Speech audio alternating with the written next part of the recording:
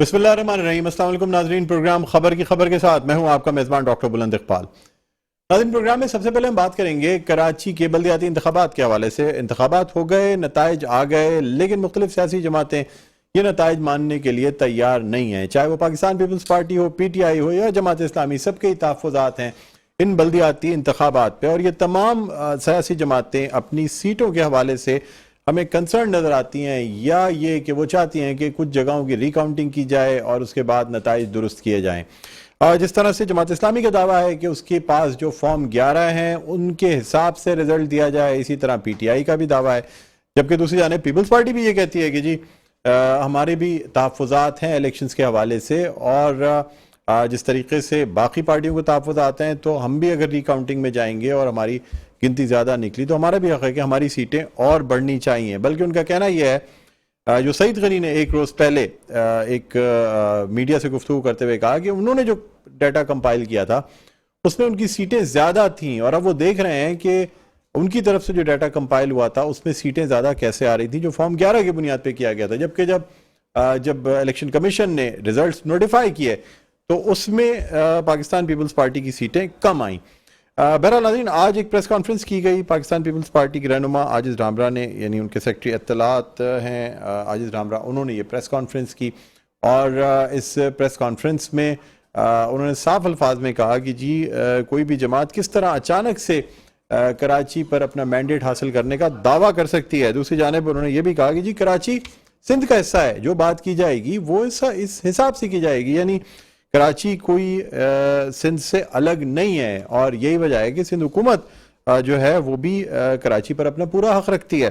बहरहाल नाज़रीन, इस हवाले से मुख्तलिफ जो तरक्याती काम जो कि सिंध हुकूमत की जानिब से किए गए उनका भी जिक्र किया गया, और ये कहा गया कि जी कराची के लिए पाकिस्तान पीपल्स पार्टी ने भी बड़ी कुर्बानियाँ दी हैं। साथ साथ उनका यह भी कहना था कि जमात इस्लामी जब जब इक़्तिदार में आई, यानी उसका मेयर रहा, उस वक्त डिक्टेटर्स की हुकूमत थी। यानी पहली दफ़ा जब मेयर अब्दुल सत्तार अफगानी बने तो उस वक्त ज़ियाउल हक़ का दौर था, और दूसरी दफ़ा जब नेमतुल्लाह खान एडवोकेट को नाज़िम बनाया गया कराची का, उस वक्त जनरल परवेज़ मुशर्रफ का दौर था। यानी जमात इस्लामी जो है वो आमिरों के दौर में इक़्तिदार में रही है, और यही उनका कहना था कि रातों रात कोई भी कराची के मैंडेट को क्लेम नहीं कर सकता। बहरहाल नाज़रीन, हम इस वक्त बात करना चाहेंगे पाकिस्तान पीपल्स पार्टी सिंध के सेक्रेटरी इत्तलात आजिज़ रामरा से, और सेनेटर आजिज़ रामरा से उनको खुशामदीद कहते हैं अपने आज के इस प्रोग्राम में। अस्सलाम वालेकुम। जी वालेकुम अस्सलाम। जी आजिज़ रामरा साहब, बहुत बहुत शुक्रिया, आपने हमारे प्रोग्राम के लिए वक्त निकाला सर। थैंक यू सर, आज प्रेस कॉन्फ्रेंस की आपने, और ख़ास तौर पे आपने ये भी याद दिला दिया कि जमात इस्लामी के दोनों टेन्योर जो मेयर के रहे हैं वो डिक्टेटर्स के दौर में रहे हैं। क्या कहेंगे सर इस हवाले से? जी, जाहिर है कि कंटिन्यू पीपल्स पार्टी से ये सवालात उठ रहे थे कि आपको ये मैंडेट कैसे मिला, और कहीं कहीं तो ये बातें आ रही थी कि क्यों मिला। ऐसे बात की जा रही थी जैसे कोई पीपल्स पार्टी का स्टेक ना रहा हो कराची में। मैंने यही बात की कि हर इलेक्शन में, चाहे वो कौमी हो या सूबाई हो, पीपल्स पार्टी सेकंड नंबर बड़ी पार्टी के तौर पर आती है। और रिसेंटली भी जो 2015 में लास्ट इलेक्शन गुजरे थे लोकल बॉडी के, उसमें भी पीपल्स पार्टी वोटों के एतबार से सेकंड नंबर पार्टी थी। बाकी ये हिस्ट्री है कि साबका दौरों के अंदर जो मेयरशिप थी।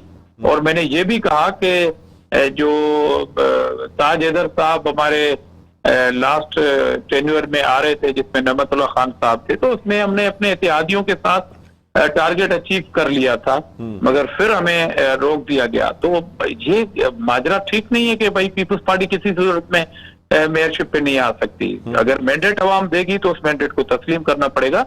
मुझे न सिर्फ जमात इस्लामी के मैंडेट बल्कि एक यूनियन काउंसिल जीतने वाली पार्टी के मैंडेट का भी एहतराम है, और मैं उन्हें मुबारकबाद देता हूँ। तो ये मैंने आज बात की है। आजिज़ रामरा साहब, मुझे ये बताइएगा सर कि इलेक्शन कराना इलेक्शन कमीशन का काम है, शिकायत इलेक्शन कमीशन से हैं। अगर रिजल्ट्स में ताखीर हुई या अगर गिनती में कोई ऐसा मसला है जिसकी वजह से रिकाउंटिंग की दरख्वास्त दी जा रही है, इन तमाम चीज़ों में इलेक्शन कमीशन जिम्मेदार है, जो कि एक खुद मुख्तार इदारा है। ना तो वो सिंध हुकूमत के अंडर में है, ना विफाक के अंडर में है, ना पाकिस्तान पीपल्स पार्टी के अंडर में आता है। फिर आपसे क्यों गिला कर रही हैं सियासी जमातें, खासतौर पर जमात इस्लामी भी, पाकिस्तान तहरीक इंसाफ भी? कल भी एक तसादुम भी हुआ और हमने देखा कि थोड़ी सी जो हालात हैं वो नाखुशगवार हुए। क्या वजह है सर, आपसे क्यों गिला किया जा रहा है, यानी पाकिस्तान पीपल्स पार्टी से क्यों गिला किया जा रहा है इलेक्शंस के नताइज के हवाले से? एग्जैक्टली आपने बिल्कुल दुरुस्त फरमाया कि ये इलेक्शन कमीशन, वोटर लिस्टों का इंदराज, हल्का बंदियां, इलेक्शन के रिजल्ट अनाउंस करना, उसमें अगर डिले होती है वो नहीं होनी चाहिए, उसमें हम भी शरीक हैं कि नहीं होनी चाहिए। ये तमाम मामला सिंध गवर्नमेंट पीपल्स पार्टी से ताल्लुक नहीं रखते। अब मिसाल के तौर पर अगर इस तरह कोई जो इल्जामात लग रहे हैं पीपल्स पार्टी पे, फिर तो हम हर सूरत में ये मेयरशिप ले लेते और हमें किसी से बात करने की जरूरत भी नहीं पड़ती। अगर इस तरह की सूरत हाल में इन्वॉल्व होते हम, तो फिर तो हम इतनी मेजॉरिटी लेके आते कि हमें किसी से बात नहीं करनी पड़ती ना। तो इस आपके सवाल के जवाब को आगे बढ़ाते हुए मैं कहता हूं कि लास्ट जब लोकल बॉडी के इलेक्शन हुए थे, मुझे याद है कोई 16-17 कैजुअलिटीज हुई थी और 4-5 दिन रिजल्ट अनाउंस नहीं हुए थे। ये जो 2018 के इलेक्शन थे, कितने अरसे के बाद, दिनों के बाद जो है वो रिजल्ट मिला था। हालांकि ये रिजल्ट बिल्कुल मिलना चाहिए, ये बीइंग ए पॉलिटिकल पार्टी मेरा भी मुतालबा है, मगर माजी में तो खून खराबा हुआ, इस बार पीसफुल इलेक्शन हुए हैं, तमाम पार्टियों के एजेंट बैठे हैं और कराची कोई दूर दराज या वाना का तो इलाका नहीं है। यहाँ पर सोशल मीडिया भी थी, यहाँ पर पॉलिटिकल पार्टी के एजेंट भी थे, यहाँ पर इलेक्ट्रॉनिक और प्रिंट मीडिया भी थी, यहाँ पर आंखें खुली थी, कान सुन रहे थे। इस तमाम मामला के अंदर भी अगर पीपल्स पार्टी पे कोई ये इल्जाम लगा दे तो मेरे ख्याल में अजीब बात है। बाकी जहां तक आपने कहा कि खून खराबा हो रहा है, पीटीआई की जानिब से भी हो रहा है, तो अजीब तमाशा लगाया हुआ है। और मेरे ख्याल में पीटीआई अपनी इस नाकामी, जिसका सर्टिफिकेट खुद इशू कर दिया इमरान खान ने कि हमारी सिंध की तंजीम की नालायकी थी, वो अपनी इस नालायकी को छुपाने के लिए डाइवर्ट करना चाहते हैं, इस तरह के फसाद करा के कराची के शहर को कहीं और धकेलना चाहते हैं, जिसकी इजाजत ना पीपल्स पार्टी देगी ना कराची का शहरी देगा। अच्छा सर, आपकी प्रेस कॉन्फ्रेंस के बाद ये भी तमाम चीज़ें की गई, तो सोशल मीडिया पे कुछ बातें चलना शुरू हुई कि जी पाकिस्तान पीपल्स पार्टी ने भी दमादम मस्त कलंदर का ऐलान कर दिया, यानी अगर बाकी जमातें एहतजाज करेंगी तो पीपल्स पार्टी उसका भरपूर जवाब देगी। सर, इन बातों में कहां तक सदाकत है? देखिए, मैंने इस पे जरूर बात की है कि अगर हमारे मैंडेट को बार बार, और लोकल गवर्नमेंट में मैंने आपको जो मिसाल दी कि ताजदार साहब भी मेयर बन रहे थे, 79 के जो इंतखाबात हुए थे उसमें डिप्टी मेयर हमारे एक वोट से रहे थे। तो ये बार बार मैंडेट अवाम हमें देती है और आप सिर्फ हमें तानाबाजी करके हमें दीवार से लगाने की अगर बार बार कोशिश की गई तो जाहिर है पीपल्स पार्टी का वोटर, सपोर्टर, कारकुन कब तक खामोश रहेगा। वफाक की अलामत के तौर पर पार्टी है और शहीद जुल्फकार अली भुट्टो से इस शहर से हमारी अटैचमेंट है। आप देखेंगे शाहराह फैसल से लेके या सोहराब गोड से लेके टावर तक जितनी भी तरक्याती स्कीम और बिल्डिंग या प्रोजेक्ट आपको मिल रहे हैं वो शहीद जुल्फकार अली भुट्टो के दौर के थे, इस दौर के हैं। कई बात हम गिनवा सकते हैं, हेल्थ सेक्टर में, एजुकेशन सेक्टर में, रोड इंफ्रास्ट्रक्चर के सेक्टर में, ये तमाम बातें हैं जो पीपल्स पार्टी के खाते में है। और हमसे वो सवाल करें जिसका कोई स्टेक ना हो और लोकल बॉडी के इलेक्शन में मैंडेट आ गया तो हमसे सवाल करें कि जी पीपल्स पार्टी को कैसे ये मैंडेट मिला। क्यों भाई, पीपल्स पार्टी किसी बांग्लादेश से ताल्लुक रखती है या किसी बैरूनी मुल्क से ताल्लुक रखने वाली पार्टी है? तो ये तमाम तहफुजात हैं जो कारकुनों के थे, जो आज मैंने उनकी तर्जुमानी करते हुए प्रेस कॉन्फ्रेंस में कहे। अच्छा सर, जिस तरह बाकी पार्टियां फॉर्म 11 के हिसाब से नताइज क्लेम कर रही हैं, सईद गनी साहब ने भी ये जरूर कहा कि जी फॉर्म 11 के हिसाब से हमारी सीटें ज्यादा थीं, लेकिन एग्जैक्ट फिगर नहीं दी गई। यानी अगर आप लोगों का भी क्लेम है तो सर ये बात फिर अनाउंस करनी चाहिए कि आपके पास जो फॉर्म 11 मौजूद हैं उनके हिसाब से आपकी सीटें कितनी बनती थी और आपको कितनी सीटें कम मिली। क्या कहेंगे सर इस हवाले से? देखें, मैं हैदराबाद में इलेक्शन को देख रहा था, मेरा सूबाई हल्का हैदराबाद में है। अभी तक हम इस नतीजे पे नहीं पहुंच रहे हैं क्योंकि काफी तादाद में, देखिए, नेशनल असेंबली या सूबाई असेंबली के एक ही कैंडिडेट होते हैं या 4 या 5 कैंडिडेट होते हैं। यहाँ पर आपको कराची हैदराबाद डिवीजन में हर यूनियन कमेटी के अंदर चेयरमैन, वाइस चेयरमैन के एक नहीं कई पार्टियों के और आजाद कैंडिडेट होते हैं, फिर काउंसलर्स होते हैं। तमाम की रिजल्ट कभी कभी तो ऊपर नीचे हो जाती है और हमने दरख्वास्तें दी हुई हैं, हमारे अगेंस्ट दरख्वास्तें आई हुई हैं, उसमें रीचेकिंग हो रही है, कहीं कहीं रीपोलिंग के मामला भी आ रहे हैं। बावजूद इस बात के कि जो मैंडेट जिसका है वो उसका एहतराम करे, बजाय कि आप किसी को दीवार से लगाएं और ये सवाल करना शुरू कर दें कि आपका मैंडेट कहां से आया। भाई, हमारा मैंडेट इसलिए आया कि यहाँ पर हमारी गवर्नमेंट है, यहाँ पर हमारे प्रोजेक्ट चल रहे हैं, हम आवाम के साथ मौजूद हैं, आवाम का काम कर रहे हैं। यहाँ पर हमारे पास national assembly, provincial assembly, senate की शर्तें हैं, हम स्टेक रखते हैं, अवामी वोट का स्टेक रखते हैं। तो मामला ये था जो मैंने बात की जिस तनादर में, मैंने किसी एक पार्टी को ये नहीं कहा मैंने कहा कि अगर हमारे मैंडेट को जो भी दीवार से लगाने की कोशिश करेगा तो अब ये आवाज उठ के सूबे और सूबे के बाद पूरे मुल्क में फैलनी है। अच्छा सर, ये भी बता दीजिएगा कि जमात की जानिब से आज काफ़ी कैटेगोरिकली इल्ज़ाम लगाया गया कि जी हम लीगल दरख्वास्तें दे रहे हैं इलेक्शन कमीशन ऑफ पाकिस्तान में, लेकिन हुकूमत की जानिब से, सिंध हुकूमत की जानिब से लीगल काम इल्लीगल तरीके से किए जा रहे हैं और नताइज को तब्दील किया जा रहा है। क्या जवाब देंगे सर? मेरे ख्याल में लोगों को डाइवर्ट करने की कोशिश की जा रही है, ये सही समत नहीं है। जमात इस्लामी के लिए मुझे एहतराम है, मगर उनको पॉलिटिक्स करनी चाहिए जो पैरामीटर्स जिसके जहां जहां हैं वहां पे।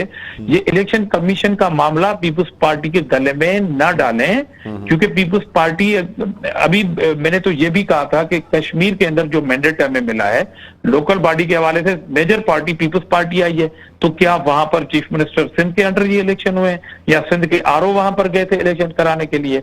इसलिए आप पीपुल्स पार्टी के मैंडेट को कहां तक चैलेंज करेंगे?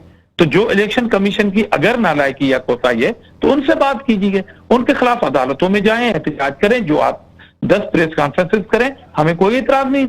हम अपने मैंडेट की बात कर रहे हैं, हम इलेक्शन कमीशन की तर्जुमानी नहीं कर रहे।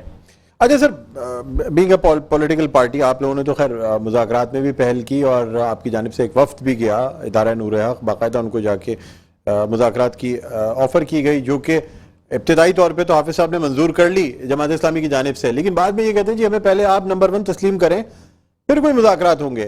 सर आप उनका मैंडेट मान तो रहे हैं, उनसे मुज़ाकरात करने जा रहे हैं, तो क्या आप पाकिस्तान पीपल्स पार्टी उनको नंबर 1 मानने के लिए तैयार है?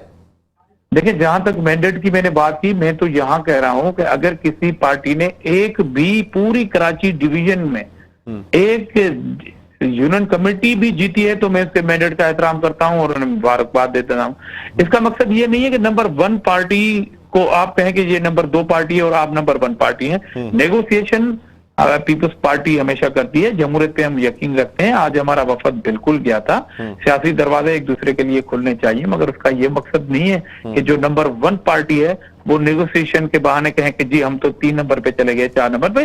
तो ये हमें भी मिलने वाले मैंडेट की तौहीन है अगर हमारे मैंडेट को तस्लीम नहीं किया जा रहा। मैं तो कह रहा हूं जमात इस्लामी समेत 3 या 4 निशस्तें उठाने वाले मैंडेट को भी तस्लीम कर रहे हैं और यहां पर पहले नंबर पर उठाने वाली पार्टी को ताने मारे जा रहे हैं कि जी आप हमें तस्लीम करें नंबर 1।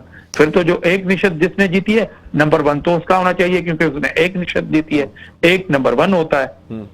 अच्छा तो मेरे ख्याल में एक लॉजिकली बात होनी तो चाहिए। एक सीट जीतने वाला, इसका मतलब है फिर महाजिर कौमी मूवमेंट भी नंबर 1 कहलाएगी, टीएलपी भी नंबर 1 कहलाएगी। अगर आप नंबरिंग पे जाएंगे तो नंबर 1 ही एक नंबर 1 होता है ना, गिनती 1 से शुरू होती है। फिर वो भी क्लेम करेंगे जी मैंडेट ही हमारा मानो, बाकी तमाम पॉलिटिकल पार्टीज जो है वो पीछे हट जाए। अच्छा सर, मुझे ये बताइएगा कि जरा ये कहते हैं कि पाकिस्तान पीपल्स पार्टी की जानिब से बहुत कुछ ऑफर किया गया जमात इस्लामी को, जिसमें एक वजारत भी है जो उनके अब्दुल रशीद साहब वाहिद मेंबर हैं और उनको वजारत दी जा सकती है, 2 मुशीरान के लिए कह दिया गया है और डिप्टी मेयर के लिए कहा गया है। इस बात में कितनी सदाकत है सर, ये बताएं। ये ऑफर बाकायदा दी गई है, जरा ये कहते हैं, आप क्या कहते हैं सर? देखिए, ये प्री मैच्योर, जहां तक मुझे इल्म है ये प्री मैच्योर बातें हैं। आज हमारा वफद गया है और पहले तो ये नोटिफाई हो जाए तमाम निशस्तें, पता पड़े कि किसके पास कितनी निशस्तें हैं, कितना मैंडेट रखते हैं, देन हम एक फिर गुफ्तगू जारी रहेगी हमारी। और इस बात पे जमात इस्लामी ने एग्री किया है कि हम मजीद जो है वो बातचीत करेंगे, नोटिफिकेशन निकल जाए ताकि हमें पता पड़ जाए कि किस पार्टी के पास कितनी निशस्तें हैं। अदरवाइज ये बात जो आपने पूछी है ये मेरी इतलात के मुताबिक अब तक प्रीमेच्योर बातें हैं और अब तक ऐसी कोई बात नहीं है। अच्छा मुझे बताइएगा सर कि आप क्या समझते हैं, मुत्तहदा कौमी मूवमेंट पाकिस्तान के की दस्तबरदारी, या असल में तो बाइकआउट किया था उन्होंने, अल्फाज दस्तबरदारी के इस्तेमाल किए, ये नहीं पता कि किस प्रेशर में ये दस्तबरदारी के अल्फाज इस्तेमाल किए गए, बाइकआउट नहीं कहा गया, लेकिन सर क्या समझते हैं कितना नुकसान पहुंचा इस इलेक्शन प्रोसेस में मुत्तहदा कौमी मूवमेंट पाकिस्तान के दस्तबरदार या बाइकआउट करने से? देखें, वैसे तो पॉलिटिकल पार्टी मेरी क़यादत में चेयरमैन बिलावल भुट्टो जरदारी साहब ने, आसिफ अली जरदारी साहब ने पूरी मुमकिन कोशिश की कि मुत्तहिदा कौमी मूवमेंट पाकिस्तान इलेक्शन प्रोसेस का हिस्सा रहे, और किसी भी पार्टी के लिए इलेक्शन प्रोसेस में हिस्सा लेना चाहिए, क्योंकि हम जब जदोजहद करते हैं 5-5 साल मोबिलाइजेशन करते हैं, अवाम के पास जाते हैं, अपना पैगाम देते हैं, या गवर्नमेंट में रह के अवाम की कोई खिदमत करते हैं, तो इंतजार करते हैं इलेक्शन का कि हमें इलेक्शन में जाना चाहिए। तो वो इलेक्शन प्रोसेस से बाहर रहना किसी भी पार्टी के हवाले से हम उसे ठीक नहीं समझते, इस सिस्टम का हिस्सा होना चाहिए। अदरवाइज किस पॉइंट पे और किन वजूहात की बुनियाद पर वो अलग हुए हैं, उनका जवाब तो मुत्तहिदा कौमी मूवमेंट दे सकती है। जी अच्छा सर, बस आपसे कुछ सवालात मैं अब नेशनल पॉलिटिक्स के हवाले से करना चाहूंगा, और सबसे अहम बात जो कि जिस तरीके से पाकिस्तान तहरीक-ए-इंसाफ के कौमी असम्बली में इस्तीफे मंजूर किए गए 35 लोगों के, सर मैं आपसे जानना चाहूंगा क्या वफाकी मामलात सिर्फ और सिर्फ पाकिस्तान मुस्लिम लीग नून चला रही है या पाकिस्तान पीपल्स पार्टी का भी इनपुट होता है इसमें? कोलिशन गवर्नमेंट है और तमाम मामलात मुशावरत से चलते हैं। जारी पीडीएम है, न सिर्फ हम दोनों पार्टियां बल्कि बहुत सारी पार्टियां हमारे साथ हैं और उनकी मुशावरत से तमाम मामलात होते हैं। ठीक है सर, मॉनेटरी इस वक्त जो हालात चल रहे हैं, बहुत से लोग बड़ी प्रेडिक्शंस कर रहे हैं और बड़ी बातें की जा रही हैं, ख़ास तौर पे इंटरबैंक डॉलर रेट के हवाले से जो बातचीत है, या पाकिस्तान के जो ज़र मुबादला के ज़खायर जिस तरह गिर रहे हैं, पाकिस्तान को जो अदायगियाँ करनी है, सर आप समझते हैं कि इस वक्त इन तमाम सियासत से ज़्यादा अहम चीज़ ये है कि मुल्क के मफाद के लिए कोई कंबाइंड स्ट्रेटजी बनाई जाए, कुछ ज़र मुबादला हासिल किया जाए, ताकि ये जो IMF का प्रोग्राम जो मुअत्तल है और जो बाकी मैटर्स हैं उनको सॉल्व किया जाए सर, क्योंकि तमाम चीज़ें, तमाम सियासत उस वक्त चलेंगी जब पाकिस्तान खुशहाल होगा। क्या कहेंगे आप? इसमें कोई शक नहीं है कि मुल्क की जो मुआशी सूरत हाल है वो बिल्कुल जिसका शिकार आप भी हैं, मैं भी हूं और पूरी 22 करोड़ आवाम है।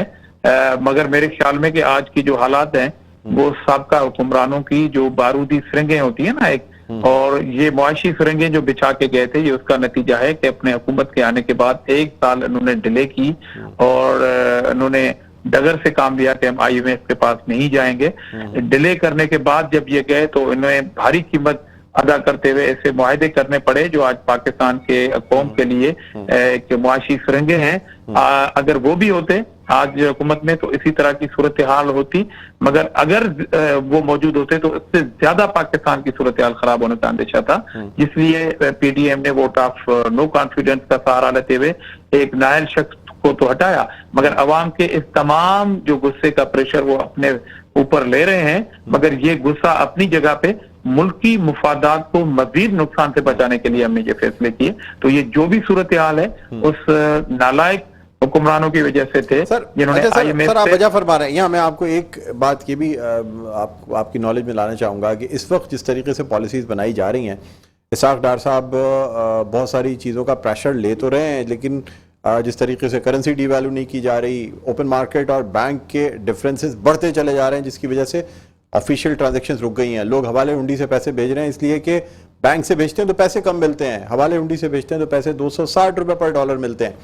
दूसरी जानिब जो सख्त फैसले के लिए IMF ने बोला था, जिसकी वजह से नहीं किए सिर्फ इसलिए कि आवाम का एतमाद उन पर बहाल रहा है, सर आप नहीं समझते ये भी एक तरीके की बारूदी सुरंगें हैं जो बिछती जा रही हैं? जब ये गवर्नमेंट छोड़ के जाएगी तो आने वाली केयर टेकर गवर्नमेंट के लिए भी ये सूरत हाल संभालना बहुत मुश्किल हो जाएगी। क्या कहेंगे सर?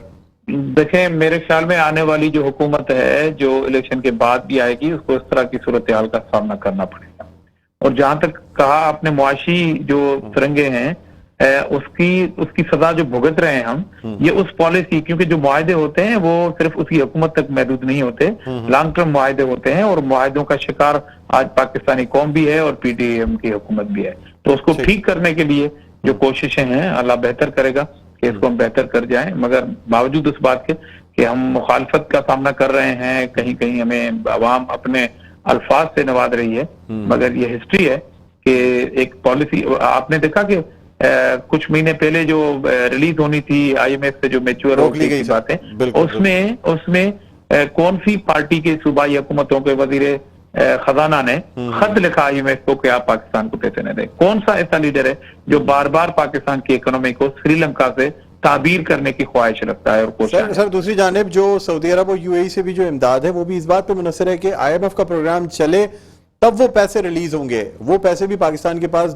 $3 अरब उस वक्त आएंगे जब IMF का प्रोग्राम कंटिन्यू करेगा और शायद हमारे सियासतदान इस वक्त अपनी सियासत में जरूर है, एक दूसरे को शह बचो कह रहे हैं, लेकिन पाकिस्तान की मुआशी सूरत हाल क्या उसको नहीं देख रहे। सर फाइनल कमेंट आपसे लूंगा, उसके बाद शुक्रिया अदा करना चाहूंगा। देखें, सियासत अपनी जगह पर हो रही है, मगर मुल्क की जो मुआशी सूरत हाल है उसके लिए चेयरमैन बिलावल भुट्टो जरदारी समेत हुकूमत की जो टीम, फाइनेंशियल टीम है, वो अपना काम कर रही है और उनको आप इन आम रूटीन के बयानात में नहीं देख रहे हैं, वो अपना काम कर रहे हैं और इंशाल्लाह उम्मीद है कि उनकी मेहनत से मुआशी जो टीम है हमारी, पाकिस्तान की सूरत हाल बेहतर हो जाए, जिसके लिए आप में और पूरी कौम इस उम्मीद के साथ कोशा है कि कोई बेहतरी निकल आए इंशाल्लाह। आमीन आमीन। बहुत बहुत शुक्रिया आजिज आमरा साहब, आपने प्रोग्राम की वक्त निकाला। नाजरीन, तर्जुमान पाकिस्तान पीपल्स पार्टी सिंध और यानी सेनेटर आजिज आमरा हमारे साथ ऑनलाइन मौजूद है। एक वक्फे के बाद दोबारा आपकी खिदमत में हाजिर होते हैं। देखते रहिए प्रोग्राम खबर की खबर। जी नाज़रीन, वेलकम बैक। एक दो फिर आपको खुशामदीद कहते हैं प्रोग्राम में खबर की खबर। मैं हूं आपका मेज़बान डॉक्टर बुलंद इकबाल। नाज़रीन, अब कुछ बात करना चाहेंगे कौमी सियासत के हवाले से। आपको बताते चलें कि पाकिस्तान तहरीक इंसाफ की जानिब से जो है वो खैबर पख्तूनख्वा असम्बली भी तहलील हो गई है और अब इन दो असम्बलियों की तहलील के बाद, यानी पहले पंजाब असम्बली फिर खैबर पख्तूनख्वा असम्बली और फिर 35 जो मेंबर नेशनल असम्बली थे उनके इस्तीफे मंजूर हो जाना, अब सवाल ये पैदा होता है कि क्या हुकूमत जो पहले कहती थी कि अगर पंजाब असम्बली और खैबर पख्तूनख्वा असम्बली तहलील कर दी जाए तो फिर इलेक्शन की तरफ चले जाएंगे, यानी पहले खान साहब अपनी असम्बलियों की कुर्बानी दें और उसके बाद हमारी असम्बली की बात करें। लेकिन जब खान साहब ने असम्बली में वापस जाने की बात की तो ये इस्तीफे मंजूर कर लिए गए, इसलिए कि इन इस्तीफों के मंजूर करने से पहले फवाद चौधरी ने यह कहा था कि अपोजिशन के 3 ओहदों पर पाकिस्तान तहरीक इंसाफ का हक है और इस वक्त जो लोग अपोजिशन में बैठे हैं वो दरअसल पाकिस्तान तहरीक इंसाफ की तर्जुमानी नहीं करते। बहरहाल नाज़रीन, अब सूरत हाल ये है कि एक तरफ तो मुल्क को शदीद मुआशी बहरान का सामना है, IMF प्रोग्राम कंटिन्यू नहीं हुआ अब तक, पेमेंट्स जो हैं वो अगले माली साल तक रोक दी गई हैं। दूसरी जानिब पाकिस्तान को जो प्लेजेस मिली थी, जो यकीन दहानियाँ मिली थी $3 अरब की UAE और सऊदी अरेबिया से, वो भी इस बात पे मुनसर हैं कि IMF का प्रोग्राम रोल बैक ना हो, यानी अगर IMF का प्रोग्राम चलता है तो ये पेमेंट्स पाकिस्तान के पास आएंगी। अब तक इन पेमेंट्स का वादा तो किया गया है, लेकिन कब तक ये चीज़ें आती हैं, इसका यानी ये चीज़ें, ये जो डॉलर्स हैं ये पाकिस्तान के पास कब आते हैं, इसके बारे में कुछ नहीं कहा जा सकता। लेकिन एक जानिब तो वफाकी वज़ीर ख़जाना इसाक डार बहुत ज़्यादा हमें इस मामले में रिजिड नज़र आते हैं कि वो कहते हैं कि जी IMF यकीनन हमारी शराइत मानेगा, लेकिन दूसरी जानिब सलमान शहबाज साहब की आज एक ट्वीट ने जो है वो बड़ा चीज़ों को हिला दिया, जब उन्होंने अपने ट्वीट में ये लिखा कि साबिक़ 3 फाइनेंस मिनिस्टर्स जो थे वो जोकर्स थे और जो इस वक्त प्रेजेंट फाइनेंस मिनिस्टर हैं यानी इसाक डार, वो बड़ी मेहनत कर रहे हैं। और न सिर्फ ये बल्कि उन्होंने 1998 में जब पाकिस्तान ने एटमी धमाका किया था उस वक्त भी पाकिस्तान के ऊपर सैंक्शंस लगी थी और जब उन्होंने इसाक डार साहब ने उस वक्त पाकिस्तान को मुश्किलात से निकाला था तो अब भी निकाल सकते हैं, लेकिन उनका कोई मैच नहीं है उन 3 जोकर्स के साथ जो माइन फील्ड्स बिछा के गए हैं। सवाल ये पैदा होता है कि एक तरफ तो पाकिस्तान तहरीक इंसाफ के जो वज़ीर ख़जाना रहे हैं वो अपनी जगह, लेकिन क्या इन वफाकी ये जो फाइनेंस मिनिस्टर हैं इसमें साबिक़ फाइनेंस मिनिस्टर तो मिफ्ता इस्माइल भी थे जो कि पाकिस्तान मुस्लिम लीग नून से ताल्लुक़ रखते थे, तो इस पर बड़े आज सवालिया निशान रहा है। लोग मिफ्ता इस्माइल से पूछते रहे हैं, एक प्रोग्राम में उन्होंने कह भी दिया कि हाँ शायद मुझे भी जोकर कहा गया है, मैं ही वो जोकर हूँ, इसलिए कि मिफ्ता इस्माइल इस वक्त इसाक डार की पॉलिसी से खुश नहीं नजर आते। कभी वो कोई कॉलम लिख देते हैं, कभी कोई ट्वीट कर देते हैं। पहला नाज़रीन, तमाम वालों से बात करेंगे। इस वक्त हमारे साथ मौजूद हैं रहनुमा पाकिस्तान मुस्लिम लीग नून और मेंबर सूबाई असेंबली आसिफ बाजवा साहब। अस्सलाम वालेकुम सर, खुशामदीद कहते हैं प्रोग्राम खबर की खबर में। बहुत शुक्रिया जी, बहुत शुक्रिया जी। बाजवा साहब, मुल्क के हालात आपके सामने हैं, एक तरफ तो शदीद बैरूनी मसाइल हैं और साथ साथ हुकूमत और पाकिस्तान तहरीक इंसाफ आपस में अपनी महाजराई में मसरूफ़ है, एक दूसरे को शह बचो कर रहे हैं। कोई एक कहता है जी हम असम्बली में वापस जाएंगे, दूसरी जानब इस्तीफ़े मंजूर कर लिए जाते हैं, असम्बलियाँ तहलील हो रही हैं, मुल्क मुतहम्मिल नहीं है इस वक्त इलेक्शन में जाने के लिए, या तो फिर जनरल इलेक्शन करा के जल्द अज जल्द किसी नई हुकूमत को या जो भी मैंडेट हासिल करता है उसके हवाले कर दिया जाए ताकि ये मुल्क सही समत में चलाया जा सके। क्या कहते हैं सर? बिस्मिल्लाहिर्रहमानिर्रहीम, आपका बहुत शुक्रिया, आपने मुझे वक्त दिया। सर, गुजारिश ये है जी कि इसमें कोई शक नहीं कि पंजाब में और केपी में सूबाई असम्बली के इलेक्शंस होने जा रहे हैं और इसके साथ साथ जो 35 इस्तीफे मंजूर किए गए हैं यकीनी तौर पे उनके ऊपर भी बाई इलेक्शन होंगे। लेकिन जो पंजाब असम्बली के और केपी के असम्बली के होंगे वो बाई इलेक्शन नहीं होंगे, 5 साल के होंगे सर। असम्बलियों की हद तक, दोनों असम्बलियों की हद तक ये जनरल इलेक्शन होंगे और ये इनका मैंडेट आइंदा 5 साल के लिए होगा।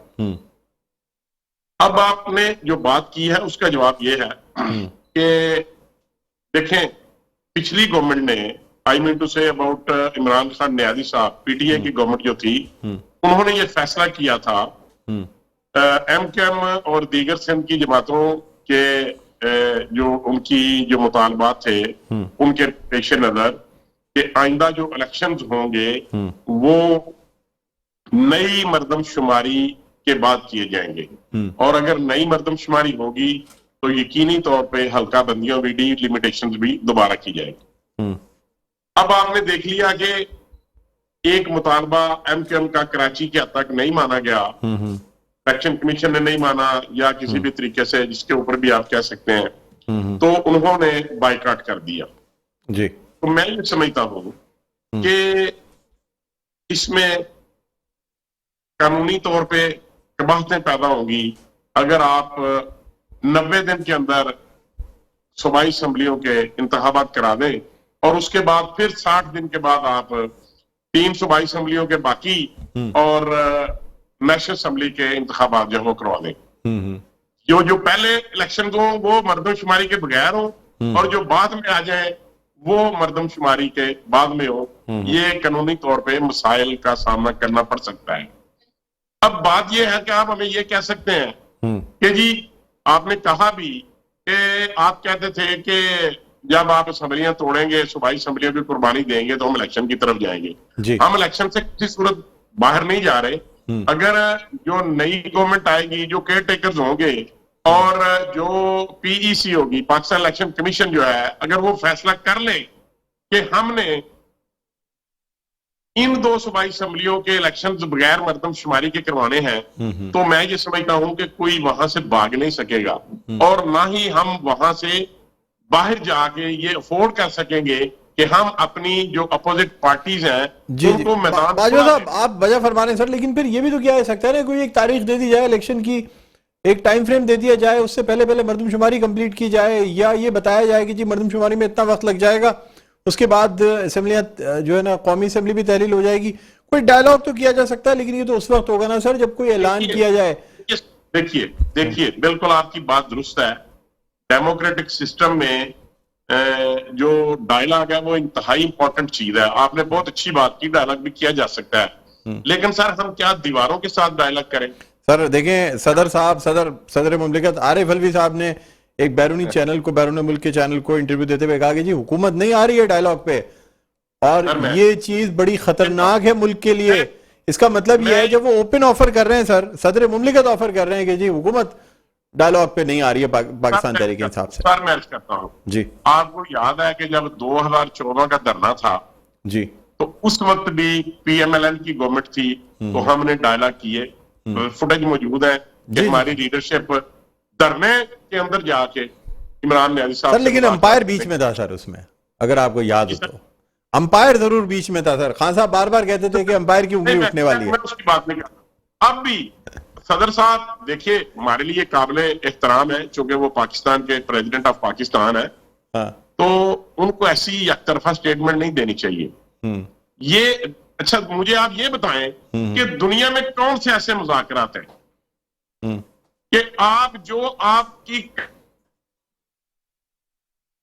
जी बाजवा साहब मेरी आवाज सुन सकते हैं आप? शरायत मानेंगे तो फिर आपके पास डायलॉग के लिए आएंगे। इमरान कहते हैं पहले ये बात मान जाए, वो किसी से हाथ मिलाने से गुरेजा है, वो किसी से बात नहीं करना चाहते। वो कहते हैं अगर मैं इनसे हाथ मिलाऊंगा। सर बात ये है कि देखिए सर, इस वक्त हुकूमत में आप लोग हैं और आपके ऊपर इस वक्त पूरे मुल्क की जिम्मेदारी है। खान साहब अगर ऐसी कोई बात कर भी रहे हैं तो आपको बड़ाई का मुजाहरा करते हुए आपकी हुकूमत को कोई बात है सर तो एक टाइम फ्रेम दे दें। कोई जरूरी नहीं है कि आप उस जो टाइम फ्रेम देंगे उस पर चीजें मुमकिन होंगी तभी हो सकेगा ना सर। लेकिन कोई कंडीशनल टाइम फ्रेम दिया जा सकता है, कोई और चीज। सर मुल्क के मफाद में इस वक्त मुज़ाकरात बहुत जरूरी हैं, इस वक्त तमाम पार्टियों को मिलकर बैठना बहुत जरूरी है। सर आपकी तो अपनी पार्टी में इख्तिलाफ है बाजवा साहब, बात यह है, मैं अभी उस तरफ भी आना चाह रहा हूं सर, आपकी बात बजाय सर मैं आपसे जानना चाह रहा हूं, जब से मरियम नवाज को बनाया गया है चीफ ऑर्गेनाइजर, पार्टी में दो अलग अलग ग्रुप्स नजर आते हैं सर। इसाक डार की पॉलिसी से बाकी पार्टी खुश नहीं नजर आती। एक तरफ मिफ्ता इस्माइल साहब कुछ बयान दे रहे होते हैं और दूसरी जानिब जो पार्टी के हाई लेवल इजलास होते हैं उसमें बहुत से ऐसे लोग जो मियां साहब के मंजूर नजर है, मियां नवाज शरीफ साहब के, उनको इग्नोर किया जा रहा है। सर ये बातें तमाम जराए बताते हैं कि जी इस वक्त पार्टी में दो राय चल रही हैं, क्या ये बात दुरुस्त है सर? सर मैं पहले उस सवाल का जवाब दूंगा जो साबिक था, पिछला सवाल था जी। मैं उसके में जा रहा था, रात को टीवी पे भी टिकर चले और उन्होंने ट्वीट भी किया कि सितंबर, अक्टूबर, नवंबर तक इलेक्शन चले जाए, हमें कोई इतराज नहीं। फवाद साहब ने ये कहा। तो इसका मतलब ये है कि वो खुद मान रहे हैं कि ये असम्बलियां अपना टेन्योर पूरा कर लें अगस्त तक, और सितंबर, अक्टूबर, नवंबर में हम इलेक्शन में चले जाएंगे। ये रात की स्टेटमेंट है, आप कहीं से निकाल के देख सकते हैं, नंबर 1। अब मैं आपकी बात पे आता हूं, ये हमारा टाइम फ्रेमवर्क आ गया कि हम कहते हैं कि ठीक है अगस्त में असम्बलियां डिसॉल्व होंगी, उसके बाद इलेक्शन में चले जाएंगे, नंबर 1। नंबर 2, जो बात आपने की कि मरियम बीबी को vice president, senior vice president करने के बाद कुछ लोगों को तहफ्फुज़ात है, ये बिल्कुल र्यूमर्स है और ये बिल्कुल झूठ पे मबनी है। मरियम बीबी तो पहले भी पाकिस्तान मुस्लिम लीग नून की वाइस प्रेसिडेंट थी, ठीक है जी, कोई नया होता उनको नहीं मिला। लेकिन अगर चीफ ऑर्गेनाइजर का ओहदा मिला है तो उसके ऊपर हमारी पार्टी के लोगों ने खुशी का इजहार किया है। कोई ऐसा शख्स नहीं है जिसने ये कहा हो कि हमें इनकी ये जो ओहदा मियां नवाज शरीफ साहब ने दिया है, हमें उस पर इतराज है। पार्टी में इख्तलाफात हो सकते हैं लेकिन मुखालफत नहीं है मियां नवाज शरीफ साहब के आर्डर पर, या उन्होंने जो उनकी रिकमेंडेशन है उसके ऊपर किसी शख्स को कोई तहफ्फुज़ात नहीं है, ना कोई ग्रुपिंग है और ना ही पार्टी में ऐसा कोई प्लान किया जा रहा है। मरियम बीबी साहब। अच्छा आसिफ बाजवा साहब मुझे बताइएगा सर, अभी खान साहब ने रिसेंटली ये भी कहा कि हुकूमत के लिए तो अप्रैल तक जाना भी बहुत मुश्किल है, यानी वो ये कहते हैं कि जी इस वक्त चूंकि अब IMF की जो अक़सात आनी थी उसको अगले माली साल तक के लिए मौखर कर दिया गया है, हुकूमत के लिए सस्टेन करना बहुत मुश्किल होगा। और जी सर बिल्कुल ये गलत ट्वीट है उनकी, ये गलत इंफॉर्मेशन है। वो पाकिस्तान की सालमियत के खिलाफ, पाकिस्तान की इकोनॉमी के खिलाफ एक प्री प्लान्ड जो एजेंडा उस पर काम कर रहे हैं। लेकिन उन्होंने तो खुद कहा कि जी इस वक्त हुकूमत को बहुत ज्यादा सख्त फैसले करने पड़ेंगे, महंगाई जितनी आई है उससे कई गुना ज्यादा बढ़ेगी, डॉलर की कीमत कई ज्यादा जो है ना वो पाकिस्तानी रुपयों में बढ़ जाएगी, ये फैसले करने पड़ेंगे। अगर IMF का प्रोग्राम नहीं चलाते तो पाकिस्तान की इकोनॉमी चलना मुश्किल हो जाएगी, क्या ये बात दुरुस्त है सर? क्योंकि हमें इस वक्त इसाक डार साहब के ऊपर IMF ने ये नहीं कहा, IMF ने ये नहीं कहा कि हम मुज़ाकरात नहीं कर रहे, या उन्होंने ये नहीं कहा कि इसको अगले साल तक पोस्टपोन कर दिया गया है। ये वर्ल्ड बैंक की $1 अरब की बाबत थी और ये भी जब उनके साथ मुज़ाकरात होंगे तो इंशाल्लाह हम उनको सर IMF की तरफ से प्रेशर है कि आपको पेट्रोल पे से लेवी कम करनी पड़ेगी, आपको बिजली के निर्ख बढ़ाने पड़ेंगे, आपको गैस की कीमतें बढ़ानी पड़ेंगी, आपको रुपी जो है ना वो अपनी इसकी वक़्त को कम करना पड़ेगा। ये तमाम चीजें जब तक नहीं करते उस वक्त तक ये प्रोग्राम दोबारा कंटिन्यू नहीं किया जाएगा सर। और ये करने के लिए इसाक डार साहब के ऊपर जबरदस्त पॉलिटिकल प्रेशर है, इसलिए कि अगर आप ये तमाम चीजें करते हैं अवाम चीख पड़ेंगे और आपको ये भी डर है कि फिर आप किस मुंह से इलेक्शन में जाएंगे। देखिए बात ये है कि हमारी पार्टी ने जब ये गवर्नमेंट ली और उसके बाद इन्होंने ये फैसला किया कि हमने रियासत बचानी है, हमने सियासत नहीं बचानी। हमारे इससे पहले जो हमने सख्त फैसले किए, जब हमने पेट्रोल की कीमतें बढ़ाई, जब डॉलर की कीमत बढ़ी और चीजों की महंगाई हुई, तो उस वक्त से आज तक हमारा जो ग्राफ था वो डिस्टर्ब हुआ, हमारा वोटर और हमारा सपोर्टर नाराज हुआ कि आपने ये गलत फैसले क्यों किए। फिर हमने उनको समझाया कि इमरान नियाजी साहब ने जो MOU साइन किए थे IMF के साथ, इन्होंने उसके एडवर्स फैसले लिए और उस वजह से जब उन्होंने पेट्रोल बढ़ाना था तो उन्होंने 10 रुपए लीटर कम कर दिया, जब उन्होंने डॉलर को डीवैल्यू करना था तो उन्होंने उसकी वैल्यू अप कर दी। तो मैं ये समझता हूँ जी जी पाकिस्तान की करेंसी के मतलब और पेट्रोल की प्राइसेस के मतलब ये सब जो नुकसान हो रहे हैं, या LNG के सौदे इन्होंने नहीं किए, या इन्होंने रूस से ये गंदा सर, यही काम तो भी आपकी हुकूमत भी कर रही है सर, तो सेम यही चीजें तो आपकी हुकूमत भी कर रही है। जब टाइम ये चीजें क्लियर हो जाएंगी और पाकिस्तान मुस्लिम लीग नून के जो वोटर हैं और जो सपोर्टर हैं, उनको जब ये इन बात का इदराक होगा कि ये हमारी वजह से नहीं है, हमारी जो अपोजिट पार्टी थी उन्होंने ये काम किया है, और आज भी वो पूरी दुनिया को ये बावर कराना चाहते हैं इमरान न्याजी साहब कि पाकिस्तान खुदा न खास्ता डिफॉल्ट की तरफ जा रहा है। वो इसलिए करना चाह रहे हैं कि लोग या IMF या वर्ल्ड बैंक या दूसरे इदारे या दूसरे जो ममालिक हैं वो पाकिस्तान की इमदाद से हाथ खींच लें, लेकिन दरअसल वो पाकिस्तान के खिलाफ एक बहुत बड़ी साजिश कर रहे हैं जिसकी कीमत उनको भी चुकाना होगी, और ये पूरी दुनिया को पता चलेगा कि ऐसी स्टेटमेंट इनको नहीं देनी चाहिए जिस वजह से IMF, वर्ल्ड बैंक या एशिया डेवलपमेंट बैंक या दूसरे जो ममालिक हैं वो हमारी इमदाद से हाथ खींच लें। ये इनको ये सियासत कर रहे हैं, इनको रियासत बचाने की बात करनी चाहिए, लेकिन जब हम अवाम के पास जाएंगे तो हम ये सारी बातें अवाम को बताएंगे, तो फिर इंशाल्लाह अवाम PMLN के ऊपर ट्रस्ट करेगी और इंशाल्लाह हम वोट की ताकत के साथ दोबारा असेंबलियों में कामयाबी से लौटेंगे। ठीक है, बहुत बहुत शुक्रिया आसिफ बाजवा साहब, आपने प्रोग्राम की वक्त निकाला। नाज़रीन, रहनुमा पाकिस्तान मुस्लिम लीग नून और मेंबर सूबाई असेंबली आसिफ बाजवा हमारे साथ मौजूद थे। इनका कहना यह था कि पूरी कोशिश की जाएगी और मुल्क को इस बहरान से निकाला जाएगा। बहरहाल नाज़रीन, प्रोग्राम का वक्त अपने ख़िताम पर पहुंचता है। मुझे बुलंद इकबाल को इजाज़त दीजिए, अपना बहुत ख्याल रखिएगा। अल्लाह हाफ़िज़।